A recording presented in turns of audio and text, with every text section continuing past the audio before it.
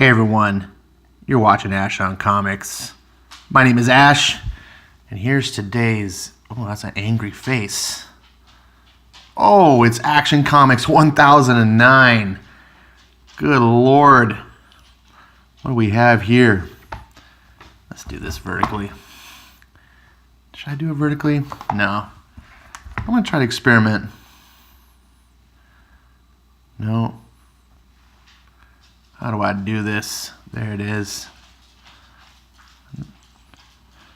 All right, so, yeah, double pages here.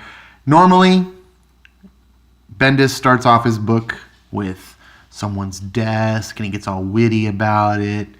And it's like, oh, look, here's some Post-it notes with some little Easter eggs and some little witty, stupid stuff.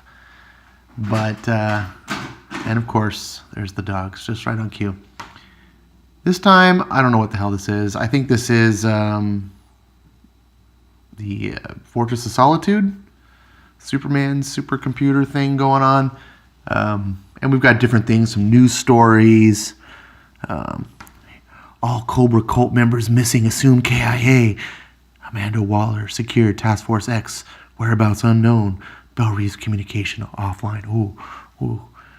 General Samuel Lane conditioned stable at Columbus General Hospital. Operational control granted to Colonel Steve Trevor. Oh, hey, Steve Trevor, you got promotion. Good for you. Oh, what's this? Long-range Kellex probe searches inconclusive. No signs of Jor-El, also known as Mr. Oz. Did you just spoil something from the next Superman book? Way to go. Way to go, no editors at DC. Way to go. Oh my goodness. Oh, so sad. So, Leviathan Rising, Part 3. Part 3. Remember, we're in Part 3 of this nonsense. Nothing has happened yet. So now we're at Superman and Lois are at the Fortress of Solitude. And if you can remember, on the last episode, Amanda Waller showed up after almost being killed, and Superman was outraged at something. I don't know why. But apparently, this book kind of explains why he was outraged, because I guess Amanda Waller showing up at Clark Kent's apartment somehow gives away Clark Kent's identity. So that's why Lois is all upset. Of course, she's dying.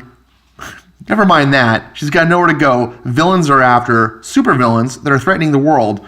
But it's more important that you showed up to our apartment and you could expose Superman's identity. Never mind the fact that Lois has already done so. Let's remember this. Now Jimmy Olsen and Amanda Waller are both sleeping in our bed together. Superman says, I'm trying not to get really upset about this. Oh, come off it. That's the last thing Superman would be upset about. Still dressed as Clark Kent, by the way. You should be enormously upset. The biggest spy in the world, the lady who runs the Suicide Squad, the lady in cahoots with my dad running Argus, just stormed in here blurting out your... That's not helping, sweetie. And now she's sleeping in the bed where we... Oh, no. Is it... Okay. So, Lois is now bitching about Amanda Waller blurting out his identity. Keep in mind, she told her dad. Superman still doesn't know this. Oh. Now here she is berating her. I'm talking about hundreds of times. He saved us personally. How could you? Blah, blah, blah. How could you betray a secret they have no business even knowing? She didn't betray any secret. She just showed up to your apartment. Remember when Lex Luthor showed up to your place, your secret rendezvous, when you were supposed to be off in space with your kid? What is wrong with you? Seriously. And this is Amanda Waller. This is the freaking hardest, most badass woman on the planet. She deals with super criminals. Like, she keeps these people in line. She's getting fucking kowtowed by Lois Lane. But I guess if some woman who can kowtow Superman, she can kowtow anyone. This is it, Waller. And today I found out. Push comes to shove, You lead the bad guys right to our front door to blurt out a secret for anyone to hear. So, Superman's like, Lois, I know. So, Columbus, where I left him. She's talking about dad. Where's my dad? He's safe. We were not. Baby. And then he like goes off. So, sorry about that. Superman flies off, and then she turns out, my father, so help me, woman. 6 hours ago, there she is, shooting her father. She runs away. He's having a heart attack, whatever. Some mysterious bad guy, Darth Vader, apparently shows up. And then she talks about how she went to 4 different Sade's houses, ambushed each one. Argus is completely compromised. You, I promise, were the last resort. So you saw the attacker? You saw this Leviathan? I saw blah, blah, blah, blah, blah, blah, blah, blah, blah, blah, blah. This is all Bendis. I'm just bedazzling you with just nonsensical, extraneous dialogue. That's what this is. That's what he does. You don't need any of this. It's just overtelling the story. And finally, it's like, he's getting the medical care. So Amanda Waller's like, they have him in protective custody at Columbus General. He's as safe as anyone, but getting the medical care he immediately needs. You're welcome. And then she punches her. I just saved your dad. Well, take that. So stupid. Meanwhile, Jimmy Olsen wakes up. Oh, is there coffee? So dumb. So Superman flies to Columbus. Yep, Amanda Waller's telling the truth. Oh, the question's there. This is the coolest part. This is the coolest part of the book, the question. He actually makes the question sound really cool. He says, can you protect him, blah, blah, blah, blah. And then Superman flies away because they think, what's her name? Talia al Ghul, she's the head of, I guess, Leviathan. So he goes to their headquarters where to expect, she lives, no, we want the same thing, Leviathan. Then back to Gotham. Where's Batman? Oh, sorry, Batman's not here. He's off, I don't know, doing something with the Riddler.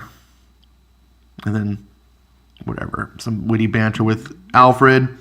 And then Superman flies to the rubble, where Boneface over here is just jibber-jabbering and going, looking for survivors. Superman uses X-ray vision. He's like, look, there's no one here. Let me help you, blah, blah, blah. Moving on, back to, look at this page. Look at all of this just self-impressed dialogue.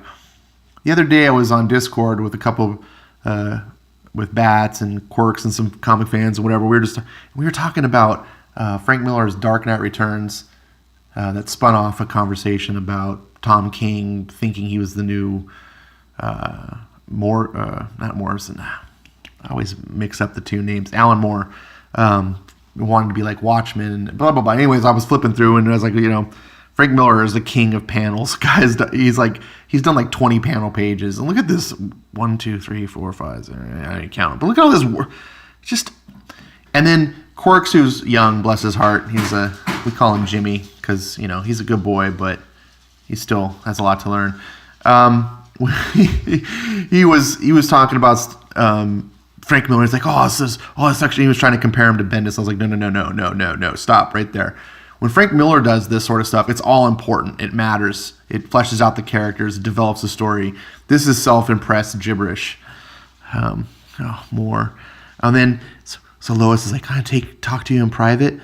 Oh, wait, before we get to this part, where's the scene where is it? Superman shows back up, and he's like, walks in.